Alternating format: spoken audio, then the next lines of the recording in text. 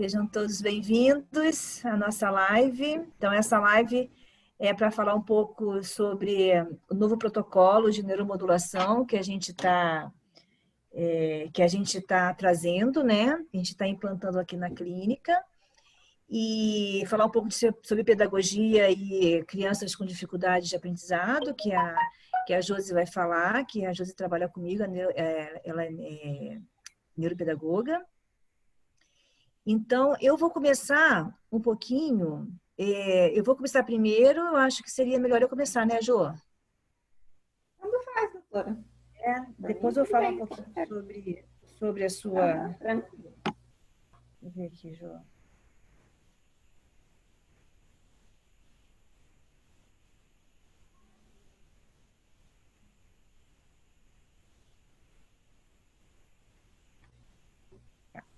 Então, eu vou falar, deixa eu começar, porque aí a gente já começa falando sobre como fazer neuromodulação, e aí você entra falando sobre como estimular o cérebro, beleza?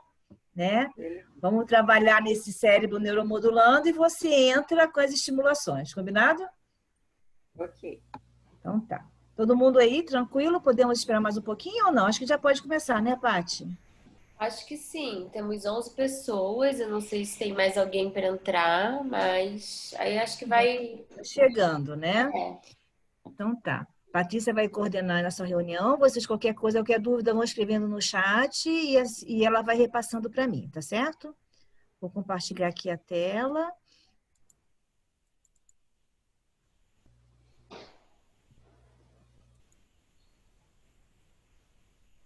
Então, hoje nós vamos falar sobre a otimização neuropsicofísica braquiocefálica, né? Deixa eu botar isso para cá. Cérvico-braquial, né? Que é NPPO, otimização neuropsicofísica cérvico-braquial, tá? Por que cérvico-braquial? Isso a gente vai falar depois, mais tarde, mas é porque a estimulação acontece na região cervical, na região escapular, cérvico e braquial, tá?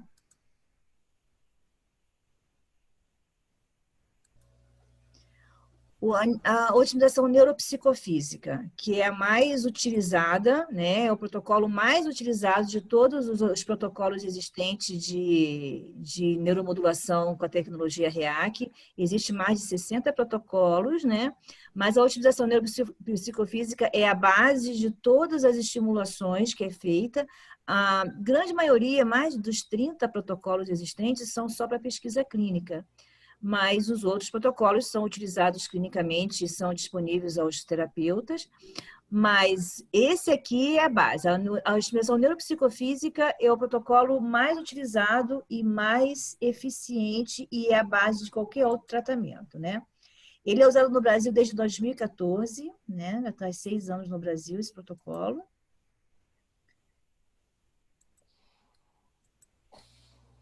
E ele otimiza as respostas individuais dos pacientes aos estressores ambientais que podem induzir a uma ampla gama de distúrbios patológicos. O trabalho, basicamente, da neuromodulação, ele se baseia na resposta ao estresse ambiental. Então, a parte do princípio, e vários pesquisadores já na área já sabem disso, que a maioria das doenças, principalmente as doenças crônicas, elas vêm através das doenças psiquiátricas, né, também, elas vêm através de um estresse ambiental em que existe uma resposta, ou um estresse ambiental contínuo, que vai levar a uma resposta crônica a esse estresse, levando a uma doença. A maioria das doenças está relacionada com os estresses ambientais, inclusive as doenças genéticas, né?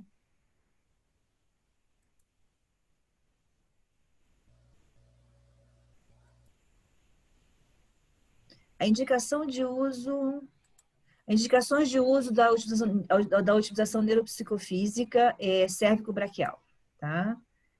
A indicação do uso da utilização neuropsicofísica e a neuropsicofísica cérvico-braquial são as mesmas, com um foco maior em determinadas situações, principalmente, né, no distúrbio do comportamento, no distúrbio do humor e no distúrbio do movimento e em sintomas específicos da dor.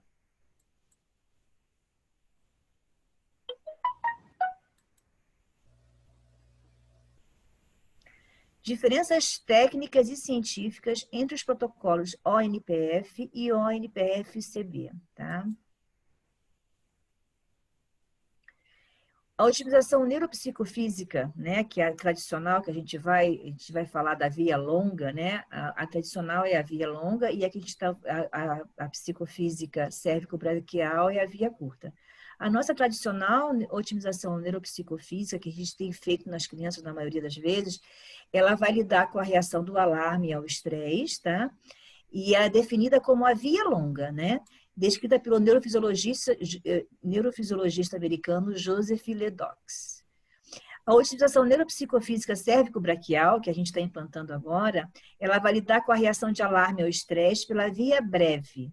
Age diretamente na amígdala, no sistema hipotálamo hipofisário, tá? E no tronco cerebral, certo?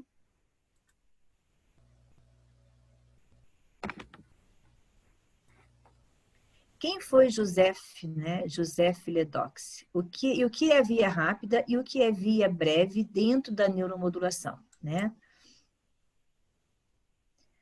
Foi um neurocientista americano, a pesquisa dele se baseia em circuitos de sobrevivência, incluindo seus impactos nas emoções como medo e ansiedade.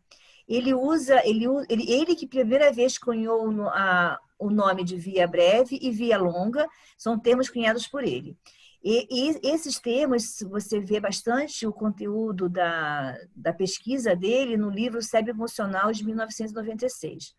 Ele descobre as duas vias sensoriais responsáveis pela resposta ao medo, ambas passando pela amígdala cerebral. Então, a amígdala tem um processo uma parte muito importante dentro da reação ao estresse e ao medo ambiental, principalmente as fobias e as alterações emocionais relacionadas às fobias. Ele usa a expressão estrada baixa, né? Caminho subcortical rápido, responsável pelas respostas comportamentais rápidas. E a estrada principal, fornecendo, são dois termos, né? Fornecendo informações corticais mais lentas, mais altamente processadas. Então, a via baixa, ele considera a via rápida e a estrada principal, a via longa, tá? Junto com a pesquisa de Elizabeth Phelps, que se junta a ele nesse trabalho, ele começa a entender as respostas exageradas em transtorno de ansiedade humana. E junto com a pesquisadora Maria Morgan, nos anos 90, ele faz a conexão entre o córtex pré-frontal medial e a amígdala, que são órgãos importantíssimos dentro da resposta ao estresse e ao medo.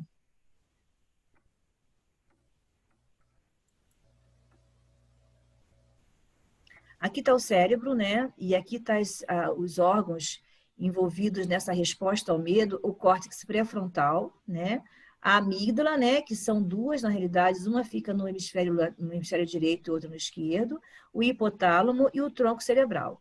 Então, a via cérvico-braquial, ele vai agir principalmente neste tronco cerebral e aqui. E vai otimizar essas conexões com o córtex pré-frontal. Então, tronco cerebral, amígdala, né? E o que faz, né? Qual é a responsabilidade do tronco cerebral? Ele é responsável pelas reações emocionais, a produção de norepinefrina, que é responsável pela alegria e tristeza, raiva e ternura. É responsável também pelo ritmo da vigília e do alerta. Todo mundo sabe que as crianças autistas têm uma grande dificuldade em coordenar vigília e alerta, né? Dificuldade de perceber a alegria, né? Uma tristeza exagerada, muitas vezes alternando humores, né? Crianças que uma hora estão alegres, outra hora estão tristes. Raiva, muitas vezes absurda, né? E a amígdala. A amígdala cerebral, ela tem uma grande função, né? No comportamento, principalmente nas manifestações das reações emocionais, mais relacionadas com o medo. Existem trabalhos também mostrando que a amígdala é um dos componentes muito importantes da fala, porque ela também é responsável pela memória. Então, para você falar, você precisa ter memória. Então, quando você otimiza a amígdala, você melhora muito o aprendizado da fala, tá? As atividades emocionais de ordem maior, como amizade, amor, afeição, exteriorização do humor e principalmente nos estados de ira, medo e agressividade, a amígdala tem um grande papel na modulação e na percepção dessas sensações. Você veja, se você for perceber, as crianças autistas se encaixam em tudo isso, né? Você veja como já existem trabalhos mostrando que a amígdala das crianças autistas, né, elas têm o maior problema justamente pode ser ali na região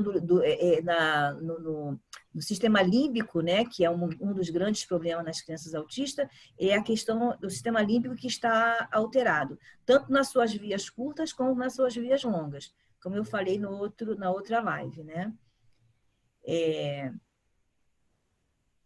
Então, atividades emocionais de ordem maior, como amizade, amor, afeição, exteriorização do humor e principalmente os estados de ira, medo e agressividade. Sistema moderador da memória é um importante órgão quanto à memória. Então, ele deve provavelmente funcionar muito no mal de Alzheimer, né? Área importante para o aprendizado, né? Eu tirei esse material do Júlio Rocha do Amaral, certo?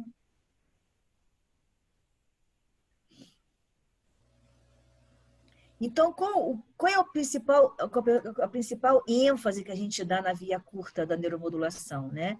É justamente o que mais traz para a gente a via curta, além do que a gente fazia antes, que é a via longa, né?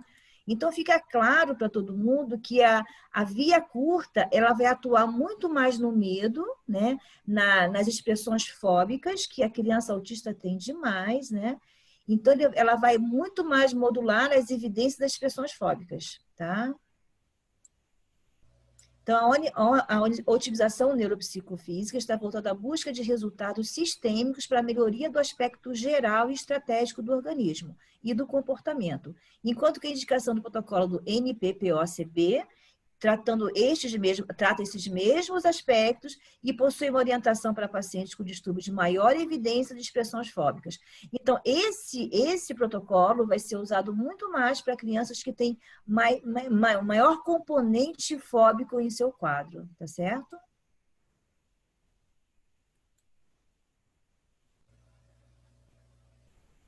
E como é que é usado isso, né? Como é que a gente faz a via breve, né? Isso é um questionamento, porque a via longa, a gente é muito rápido, né? Pá, não dá 3 segundos, né? A via longa, ela vai ser um pouco mais complexa, né? A gente vai usar um Asymmetric Conveyor Probe, que é um probe de conversor assimétrico, que na realidade é uma sonda laminar composta por um tecido coberto com nanotecnologia de prata de alta condutibilidade. Por isso que ela tem um efeito muito maior, porque ele fez um tecido com nanotecnologia que permite maior condutibilidade desse estímulo radioelétrico. E ele é localizado na região cérvico-braquial, tá? Aqui, ó. Né? Em vez da gente fazer aplicação na orelha, né, que depende muito da habilidade, do conhecimento de quem está aplicando, então é uma coisa que pode dar erro, segundo o Rinaldi, né? Ele quis tirar qualquer erro humano, então ele usou. Então, esse azulzinho aqui que é o probe, né, que vai transmitir a onda radioelétrica, né? E essa malha é só para segurar esse probe. Né? Esse probe ele vem com um tempo de validade para exatamente 18 aplicações. Fez as 18 aplicações, ele perde a validade. Ele não permite mais se ligar na máquina. Então, ele já tem que voltar, tem que ser descartado. Então, é um para cada paciente. E a duração do estímulo é de 4 minutos. Né? Então, a criança vai ter que ficar ali, ou a criança ou o adulto, 4 minutos enquanto o estímulo acontece. Alguns colegas que já estão usando essa tecnologia, eles estão relatando resultados simplesmente fantásticos. Então, é uma grande esperança, principalmente para as crianças que sofrem de grande fobia. E eu tenho alguns casos de crianças que estão dentro desse aspecto e que será de muita utilidade para as crianças que têm fobia. Não só para a criança autista, né? Mas para qualquer pessoa que sofre de fobia, qualquer doença psiquiátrica que envolva síndrome do pânico, né? E isso vai ajudar muito, né? E tem sido muito bons resultados, sabe? Certo? Acho que é isso. Dúvidas, queridos, podem falar. Achei muito jóia, doutora. Parabéns. Gostei muito pela questão da linguagem, né? Até algo que Aham. eu coloquei aqui, que são habilidades básicas para a aprendizagem. Então, quando a criança não consegue se comunicar de uma forma verbal oral, ou simplesmente ter um comportamento verbal, isso é uma barreira que a gente sempre coloca como uma grande barreira aí, né? Para ser trabalhada, estimulada. Então, é um pré-requisito aí para a gente conseguir alfabetizar uma criança autista. Bem bacana. Parabéns, doutora. Então, tá bom. Eu acho que vai trazer um grande ganho para as crianças, sabe? E isso vem de encontro a um pedido que nós fizemos para o Rinaldi, na última vez que ele esteve no Brasil, para que houvesse um protocolo específico para esse tipo de criança, né? É, então, isso veio de encontro a isso. Esse estudo já vem há muito tempo. As aplicações são as mesmas, são 18 estímulos, como a gente fazia nas primeiras vezes, sabe? Para quem nunca, acho que a Maria não conhece muito, né? Que a Maria não fez a primeira aulinha nossa, são 18 estímulos. A gente faz a via longa, a gente faz 18 estímulos na orelha, aplicando em 7 pontos do mapa auricular. Nessa via breve, também são 18 estímulos na região cérvico-braquial. Não muda nada, né? Com intervalo de 1 hora, no máximo de 4 aplicações por dia. Então, no mínimo de 5 dias de terapia que a gente tem que fazer. Certo? Tá, entendi.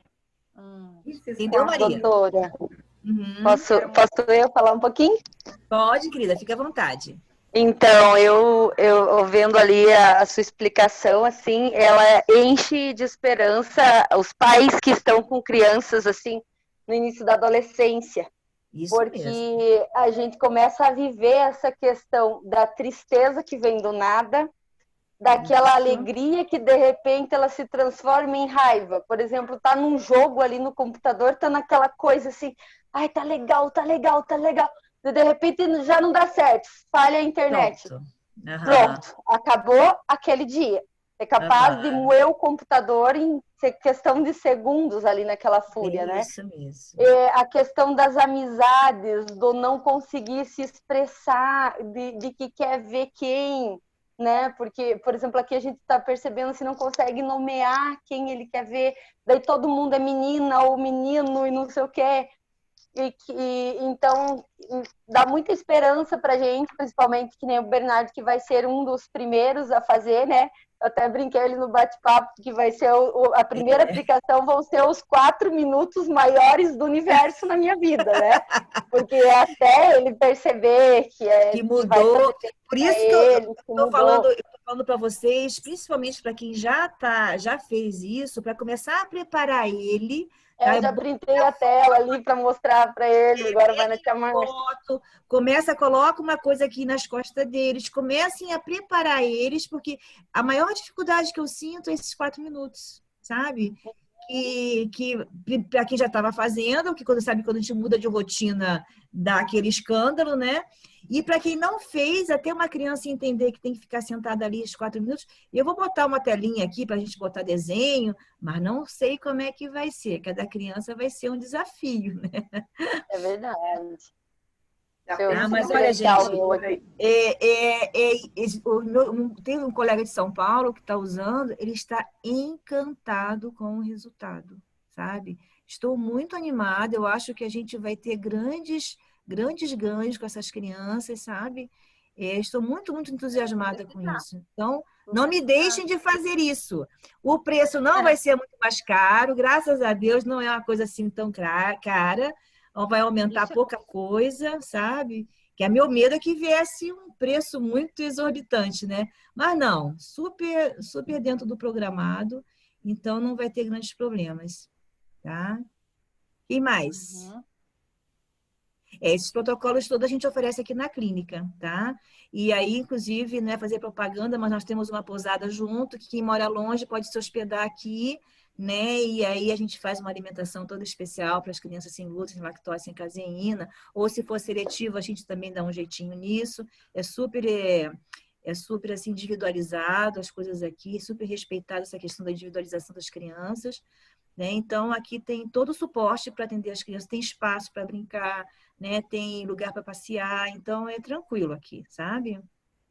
5 dias? São 5 dias, Sim, pelo que eu esse entendi. protocolo surte efeito para a criança com medicamento. Isso não interfere em nada, tá?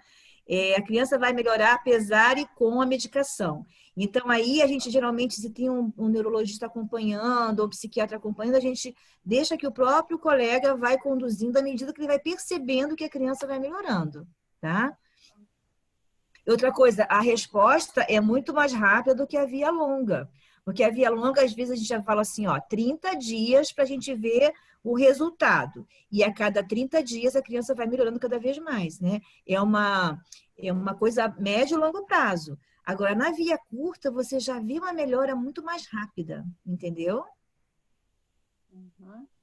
Eu entendi que são Não, 5 dias. ele só, ou eu uso a tradicional, a otimização neuropsicofísica longa, ou eu uso a cérvico-braquial. É uma ou outra, tá? Eu não uso as duas ao mesmo tempo. Eu posso usar, vamos supor, no ciclo eu uso uma via longa, que eu acho que vai ser a minha opção, tá? Porque isso aí, como a gente está começando agora, a gente vai ter que sentir mais como é que vai as coisas.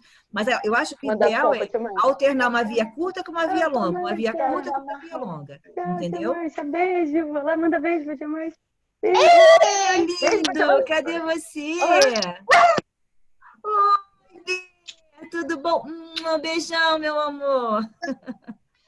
E a quem que tá aí? A Sharon também. Oi, linda! Como é que você tá? Oi, Sharon. Acho que isso. Mais alguma pergunta, pessoal?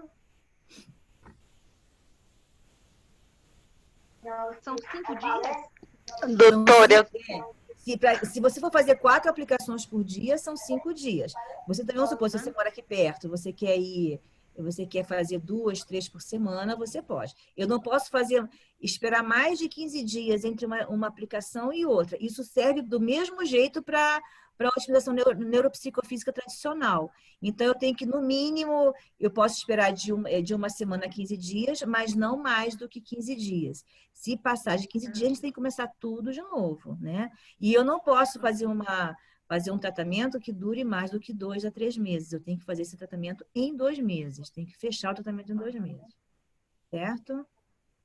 Muito bom. Certo, meninas? Existem efeitos colaterais? Algum efeito relatado Olha, adverso? efeito colateral não existe. Por quê? Nós estamos trabalhando, o que a gente está fazendo é um estímulo na sua própria, a gente está fazendo um estímulo na membrana celular. A gente está usando o próprio sistema de autorregulação do seu organismo. Então, efeito colateral não existe. Mas como acontece na homeopatia, quando a gente usa homeopatia, né? Ele pode ter uma certa assim, piora nos primeiros dias. Né? Por quê? Porque, como a gente fala, a gente vai reorganizar um sistema, a gente está lidando com sistemas. A gente não está dando um medicamento, a gente está dando um estímulo no sistema. Então, como esse sistema vai reagir, a gente não sabe. Se ele tiver alguma reação exacerbada, é sinal de que está havendo uma mudança no sistema. Então, a coisa está se movimentando lá dentro até se organizar. É como eu sempre falo, quando você quer arrumar um quarto sujo, você vai ter que tirar toda a sujeira, todas as coisas sujas, levantar a poeira para limpar e depois colocar tudo de volta.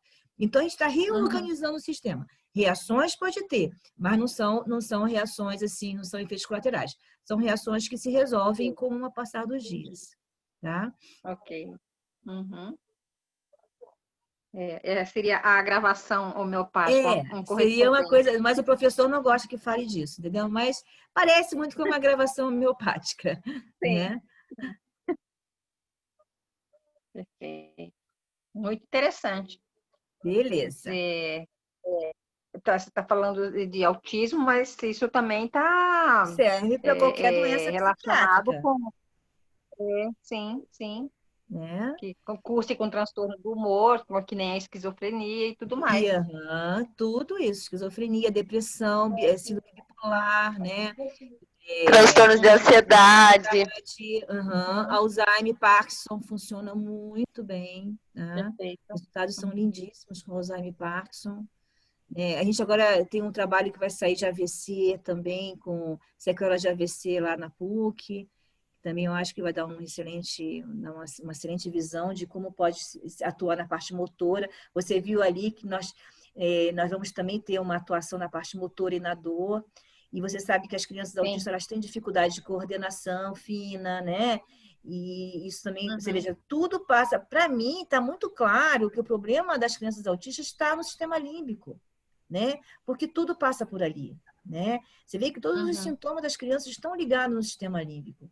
Então, é por aí que é os estudos, e cada vez mais se fortalece isso, né? Tá bom? Certo? Então agora vamos... que mais uma pergunta? Eu queria saber se dá para sentir na pele enquanto está ocorrendo o estímulo. Não, não dá. É uma coisa bem sutil, tá? Tá. Tanto é que as crianças, as aplicações na orelha também não se sente praticamente nada, né? As crianças às vezes, acabam adorando fazer, porque vira divertido, né? A gente faz brincadeira, a brincadeira da orelhinha, não sei o quê, e acaba dando excelente resultado. Eles não se queixam, não Perfeito. existe nenhum desconforto, tá? Tá. Então vamos lá, João? Agora é você, menina.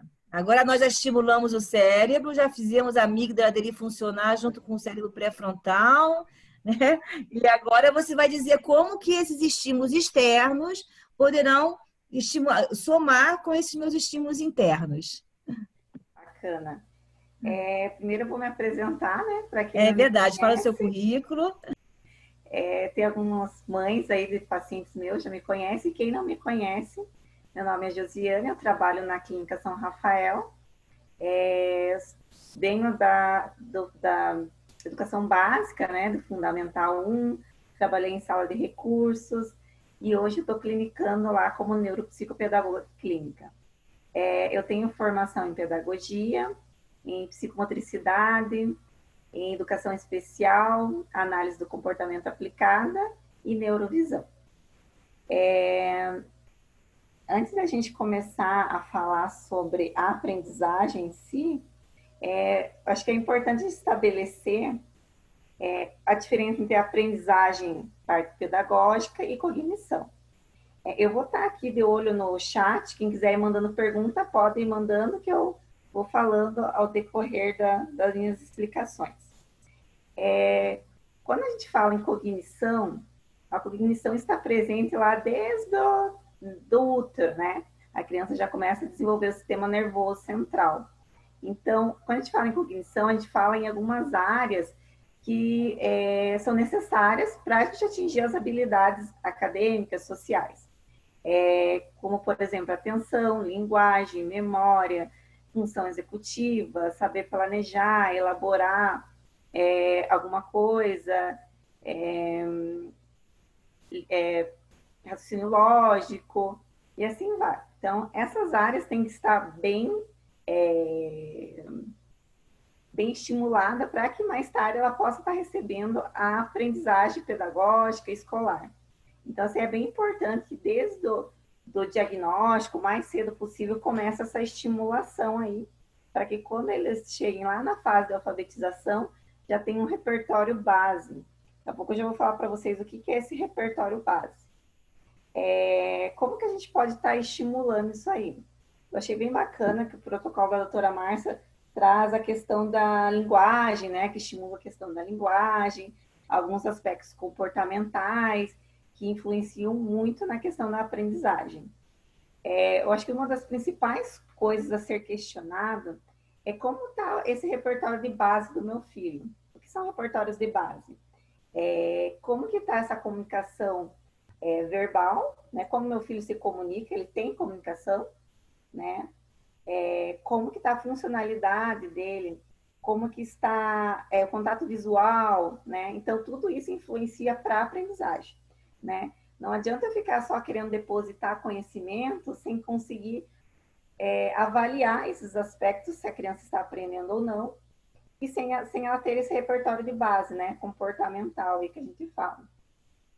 A linguagem é o ponto-chave para a aprendizagem, porque, como eu falei, não tem como eu estar só depositando conhecimento. Eu tenho que avaliar isso. E a única forma de avaliar é através da linguagem, que é um aspecto onde existe um grande atraso aí nas nossas crianças com TEA, né? Então, assim, uma coisa muito importante é estar perguntando sobre essa questão de repertório de base, como que o meu filho está. Quando a gente já é acompanhado por alguns profissionais, na maioria das vezes a gente já tem uma avaliação sobre isso, né? Porque a gente é acompanhado lá pela fonoterapia ocupacional, a neuropsicopedagogia, ou a psiquiatria, psicólogos. Então, assim, se é um trabalho responsável e sério, a gente já consegue, depois de algum tempo de intervenção, ter essa avaliação, né? Se meu filho não tem nenhum repertório de base, né, tem grandes dificuldades comportamentais, antes de estabelecer qualquer tipo de aprendizagem, eu preciso realizar treinos para que ele adquira esses comportamentos, né? Até para poder pensar e avaliar como essa criança aprende, né? Que é algo que eu acho que mais importante que a gente falar hoje de métodos e tudo mais, e sim pensar como meu filho aprende, né? Porque eu não acredito muito em adaptação curricular sem ter essa avaliação individual, porque cada criança aprende de um jeito, então a gente tem que saber como essa criança aprende. Deixa eu ver, tem alguém perguntando, a Ângela. Josiane, meu filho está em processo de alfabetização, gostaria de alguma dica sobre como estimular a memória de trabalho, pois se deixamos de fazer manutenção das habilidades já adquiridas, elas deixam de dar as respostas que vem dando, aí precisa retornar do zero. Estamos fazendo os treinos de função executiva, gostaria de dicas de jogos e ajuda para fixar a matemática. Então, como eu falei, a gente tem, antes de pensar nessa questão, o que está acontecendo aí que meu filho não consegue memorizar, Ângelo, eu acho que a gente tem que se perguntar sobre esse repertório de base, né? Não sei se teu filho é verbal oral, se ele faz algum uso de comunicação alternativa, mas existem alguns protocolos que a gente consegue também avaliar sobre esse repertório de base, que tem o VB-MAP e o ABLS. Ele traz uma avaliação funcional de algumas funções e da comunicação verbal. Então, é necessário primeiro a gente saber isso para conseguir dar dicas, igual você pediu de jogos e tudo mais, né? Eu preciso, na verdade, saber como está a funcionalidade dele. Mas, o que a gente tem aí, que é algo que eu estou me aprofundando a estudar já faz algum tempo, é a análise do comportamento aplicado, que é a ABA, né? É uma ciência que é comprovada que é adequada para o autismo, né? Não só para o autismo, mas para ensino de habilidades sociais, comportamentais. Então, existe uma crítica muito grande a respeito da análise do comportamento aplicada, porque alguns falam que é modismo, outros falam que é treino mecânico, mas normalmente fala isso quem não conhece mesmo, porque é a forma mais adequada, a gente está ensinando alguns repertórios e aprendizagem. Essa questão de saber ou não por que ele retorna do zero, significa que não está sendo ensinado da forma adequada. Então, igual eu falei, vai ter que fazer uma avaliação funcional aí, para principalmente perceber quais são as barreiras de aprendizagem, para pensar numa forma, um método adequado para estar ensinando essas habilidades. A questão que você colocou ali de função executiva, Ângela, ela está presente não só na aprendizagem pedagógica, mas em atividades de vida diária, né? Então, assim, função executiva é fazer um mapeamento mental para que eu consiga elaborar estratégia e executar alguma função. Você pode não só estar treinando com jogos, mas nessas atividades de vida diária, né? Fazer quadros de rotina para organizar ele, para fazer essa organização mental, que é algo que as crianças com TEA têm muita dificuldade. Elabora lá um quadro de rotina, coloca algumas funções, né? Da casa mesmo, Lembrando que a gente tem que trabalhar sempre com o autista, na verdade, com qualquer criança, tendo alguns reforçadores. Então, assim, se eu quero que o meu filho, por exemplo, vá lá e arrume a cama, eu vou ter que pensar num reforçador, né? Após essa função, né? De repente, aí, alguma brincadeira, e assim vai. Então, a gente sempre vai ter que estar fazendo esse planejamento, né? Para que ele tenha a motivação adequada para estar cumprindo tudo que a gente pede. Por que a gente pode trabalhar a função executiva a partir de atividades de vida diária? Porque a gente tem que fazer ali, se a gente for pensar, um mapeamento mental. Por exemplo, minha mãe pede para mim enxugar a louça, né? Eu elaboro ali uma estratégia da melhor forma de enxugar e guardar a louça. Então, a maioria das funções aí cognitivas, igual eu falei, ela não começa lá, no momento em que as crianças vão para a escola, mas já ali no convívio social, né? E quando eu tenho uma criança que tem muita dificuldade de habilidade social, ela não vem para a escola com habilidades básicas, né? Então, se torna muito mais difícil trabalhar a função executiva, memória, atenção, né? Se é algo que já não faz parte da história de vida dessa criança. Então, a gente tem que, na verdade, avaliar para poder estar dando aí mais informação. Deixa eu ver. A Maria, meu filho tem fobia social, transtorno da aprendizagem desde muito pequeno. Mudou de escola algumas vezes para tentar, as coisas foram se agravando.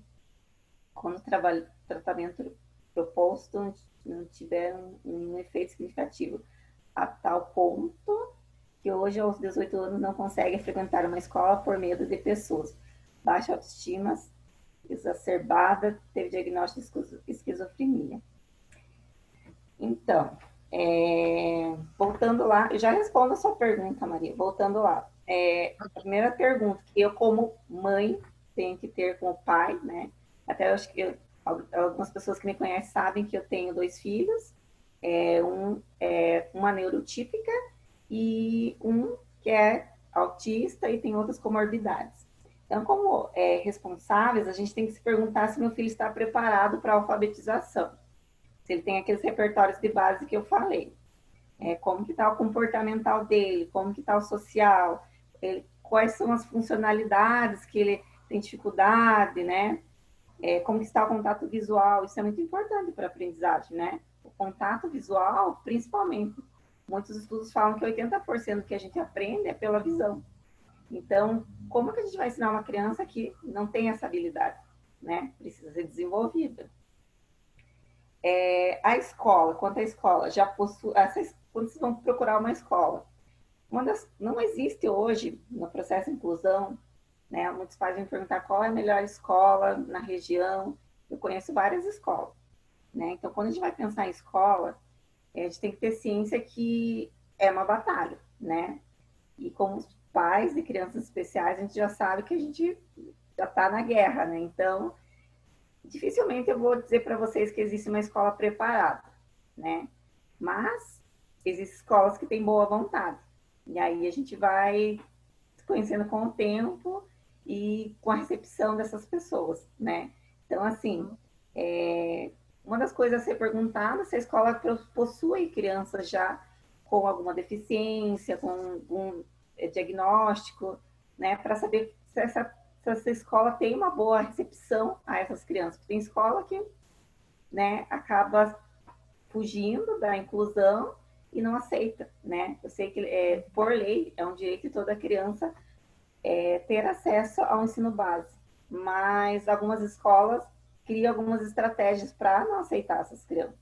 Então, se existe já crianças com alguma deficiência lá, é porque a escola tem uma boa aceitação, né?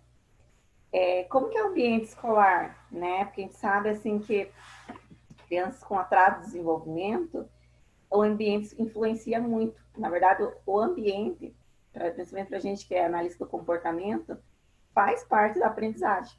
Então, assim, se eu tenho uma criança que tem dificuldade de atenção, e eu chego numa escola onde as salas são repletas de desenhos, figuras, não é um ambiente muito neutro, eu já sei que vou ter dificuldade, né? A gente sabe que eles se distraem muito fácil.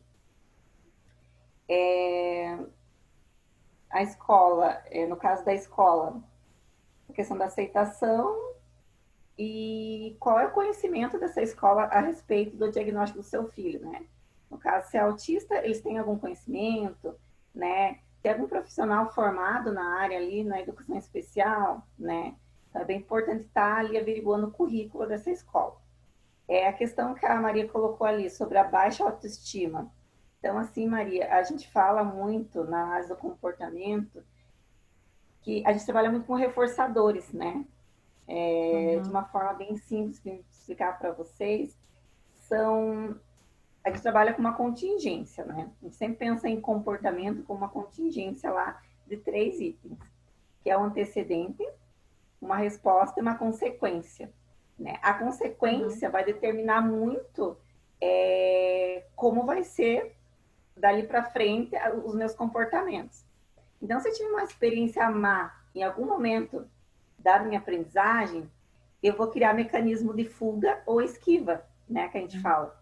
Então, assim, é muito natural isso. Por isso que a gente tem que pensar muito quando a gente vai entrar nesse processo de ensino, né? Então, não existe escola preparada para isso. Então, a gente tem que se cercar de bons profissionais para conseguir fazer esse processo de uma forma mais tranquila possível.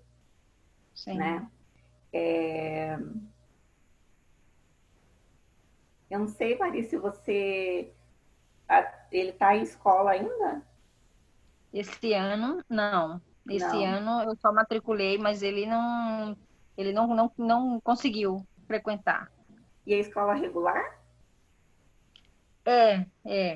Uma escola regular, uma escola tradicional, porque ele ficou vários anos numa escola uma escola que não era assim, ela socioconstrutivista, digamos assim, porque ela não era totalmente construtivista. Ficou Aham. alguns anos lá, mas foi exatamente, era uma escola que eu gostava muito, muito, mas ele tinha dificuldades, né, com o método, e isso provocou bullying, né, sabe, as outras crianças e tal. E ele não quis mais, ele recusou aquela escola que eu, né, tive muita dó, porque eu adorava a escola. E Uhum. aí eu mudei completamente para um outro método, para um método mais tradicional, e aí ele ficou pouco tempo, ano passado, ficou uns 6 meses, depois que teve um acidente na quadra, uma coisa muito banal, mas para ele foi terrível, né? Ele fraturou a mão, e depois disso ele se sentiu muito fraco, muito, é, assim, a baixa autoestima tão grande que ele sentiu que ele era um fraquinho, porque uma bolada que fraturou o dedo. E não voltou mais por E conta um disso. mecanismo de fuga, né? Sim. E esse ano E eu cheguei a matricular, mas ele não teve jeito de não, frequentar. não Logo em aceito. seguida veio a pandemia e pronto. E Então, você, seria o segundo colegial esse ano. posso, E posso quais os interferir um profissionais que pouquinho? acompanham ele? Oi? Oi? Eu posso falar um Não pouquinho? Você entendi. veja, eu posso interferir um pouquinho? Pode. Sim, Então, sim. aí é que você está percebendo o quanto a resposta dele ao ambiente é exagerada, né? Sim. Então, enquanto a gente não corrigir essa resposta dele ao ambiente, fazer ele mudar esse padrão de resposta ao estresse ambiental, você não vai conseguir Uhum. trabalhar com ele, entendeu? Porque a gente tem que Sim, mudar a maneira que o sistema nervoso central dele responde. Então, isso perfeito. não, não é a Josi que vai conseguir fazer isso. A Josi ela tem que pegar ele já no processo terapêutico de Entendi. mudança desse padrão de resposta para que ela possa trabalhar. Porque Entendi. sem esse trabalho anterior, esse cérebro não vai sair desse padrão de resposta exagerada a qualquer estímulo externo. É porque daí a Entendeu? gente Sim, esbarra na flexibilidade entendi. cognitiva, né? Isso Uhum. mesmo, tá? Ele, É, tudo que vem a ele encara como ameaçador. Ele É reage assim com mesmo. pânico e com fobia, entendeu? Exatamente. Exatamente. e tem algum profissional que acompanha ele, Maria? Pois eu tinha um psiquiatra que estava acompanhando, mas a medicação não estava surtindo efeito, né? E eram várias medicações. Mas E aí eu enquanto entrei terapia, também Maria, com enquanto terapia, eu, psicóloga, psicólogo. Ah, sim, também tinha a psicóloga e o psiquiatra que o acompanhavam. Aí o psiquiatra não quis mais, assim, ele mesmo, eu senti que ele quis sair, né, achou que não estava sendo, que eu não estava conduzindo bem, porque ele levava no nutricionista também, para dar estímulos, né, nutricionais e tal, né, com suplementos, e daí eu fiquei sem. Mas continuei com a psicóloga, que logo em seguida veio a pandemia, então esse ano a gente teve que sair da psicóloga porque ele não quis fazer online. E aí ah, ficamos sem. ficou difícil. Ah. Ficou, Mas é bem ficou bem. importante voltar para ela poder, principalmente quando passar essa questão de pandemia, retornar às aulas, para que ela possa criar estratégias que ajudem no aceitamento da escola, né? Sim, Porque o sim, histórico, sim. né? Ele teve muitas reações exacerbadas ao ambiente e o histórico que ele construiu fica ali sendo como barreira, na verdade, para ele, né? Então, vai ter que ter Exatamente. profissionais aí para estar ajudando no processo de Você retorno à empacou. escola. É, agora eu estou mudando para uma outra psiquiatra. E eu Uhum. espero que seja seja mais feliz. Ele engordou demais porque a medicação tinha esses efeitos colaterais, ele ficou muito obeso e aí já preocupando com outras coisas, porque aí vem a hipertensão, problema com diabetes, então assim a coisa vai se somando, uma bola de neve. Deixa eu ver, tem mais uma pergunta E aqui. essa questão da alteração da resposta da amígdala e do tronco cerebral, ela tem muito a ver com a não resposta medicamentosa. Porque o medicamento não vai Ah, atuar, entendeu? E ela não vai ter ação ali uhum, na amígdala. Então, isso é muito importante entender que quando existem esses distúrbios nesse circuito, a ação medicamentosa é muito difícil de responder, entendeu? Então, a gente tem que fazer a sim, neuromodulação dele o mais rápido possível para fazer com que ele aham. deslanche, tá? Para ir aos pouquinhos e galgando cada vez mais a questão Quebrar uma barreira. quebrar as barreiras. Mudar o padrão de resposta. A gente tem que mudar esse padrão de Fora resposta que a cerebral. medicação não substitui as terapias, né? É Então, verdade. tem que estar Medicação, acompanhado ela por nunca psicólogo, é. terapia ocupacional, fono, se for necessário.